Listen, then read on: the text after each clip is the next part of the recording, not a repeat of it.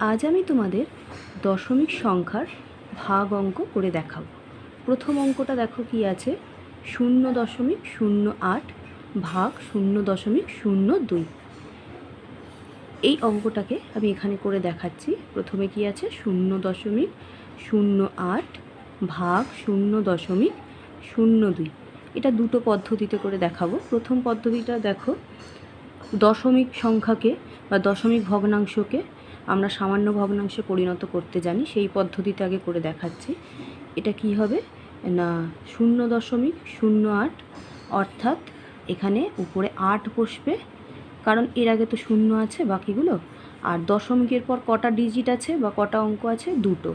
তাই এখানে হরেতে একের পরে কটা শূন্য বসাবো না, দুটো শূন্য বসাবো, যেহেতু দশমিকের পর দুটো ডিজিট আছে। এখানে ভাগ চিহ্ন দিলাম। আবার এই ভগ্নাংশটাকেও সামান্য ভগ্নাংশে পরিণত করব। তাহলে এখানে দশমিক ছাড়াই সংখ্যাটাকে লিখব, অর্থাৎ 2 লিখলাম। লিখে এখানেও দশমিকের পর যেহেতু দুটো অঙ্ক বা দুটো ডিজিট আছে, তাই একের পিঠে দুটো শূন্য বসিয়ে নেব। এইবার এই ভগ্নাংশগুলোর ভাগ তো আমরা সহজেই করতে পারবো। অর্থাৎ কোনো একটা ভগ্নাংশকে আর একটা ভগ্নাংশ দিয়ে ভাগ মানে প্রথম ভগ্নাংশটিকে দ্বিতীয় ভগ্নাংশটির অনন্যক দিয়ে গুণ। এটা আমি আগেই বলেছিলাম। তাই এটা হবে 8/100। এখানে গুণ চিহ্ন দিলাম।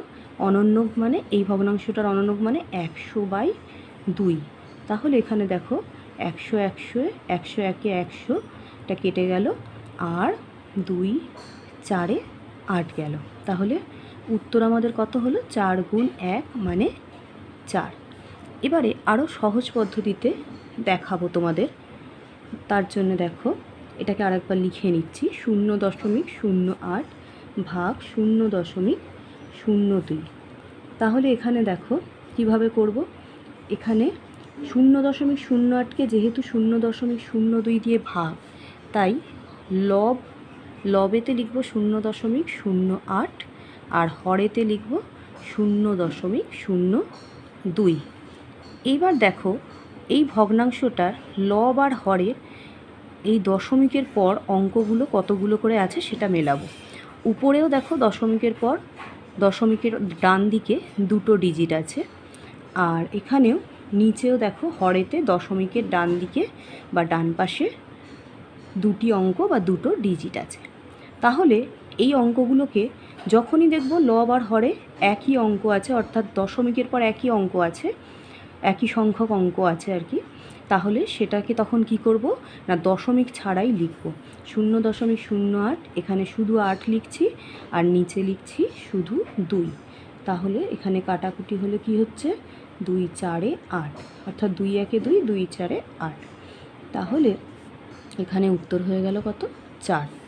দেখো মিলে গেল, আগেরটাও 4ই বেরিয়েছিল এই পদ্ধতিতে করে, আর এই পদ্ধতিতে আরও সহজ পদ্ধতিতে করে দেখালাম। এইবার পরের অঙ্কটাও দেখো করে দেখিয়ে দিচ্ছি।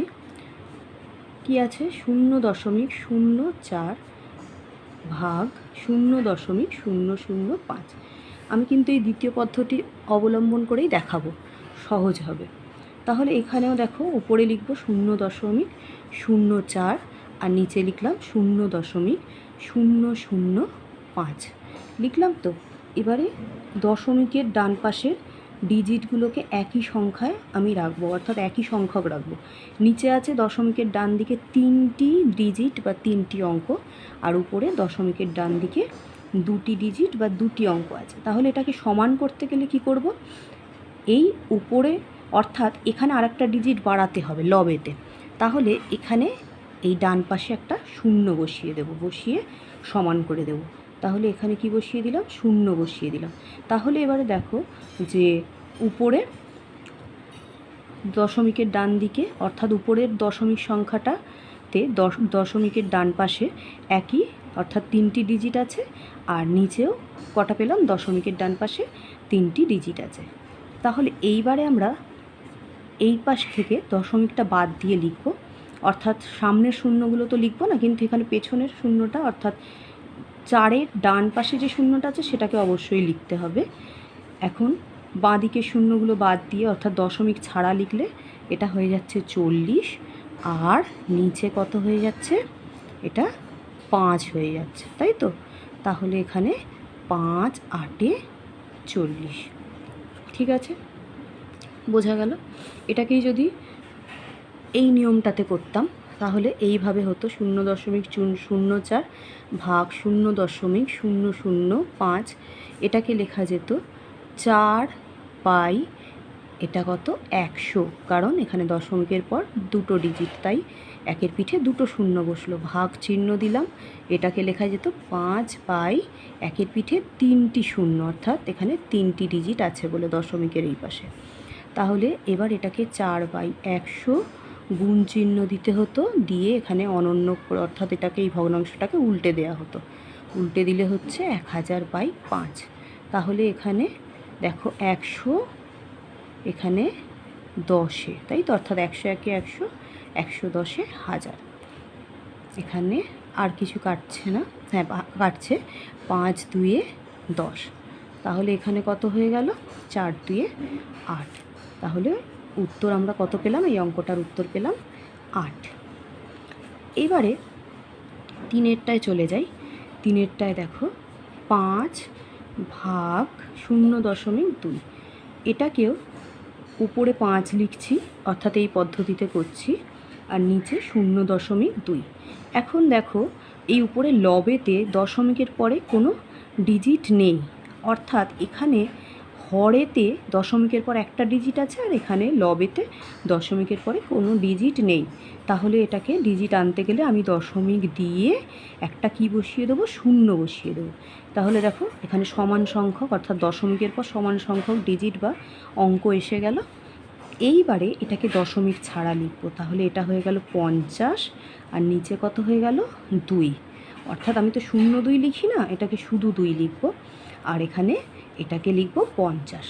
তাহলে এবার কাটাকাটি যাচ্ছে, অর্থাৎ 2 কততে 50 না, 2 25-এ 50, তাহলে উত্তর কত হলো, 25, ঠিক আছে। এইভাবে একইভাবে 4-এর অঙ্কটা করে দেখাচ্ছি।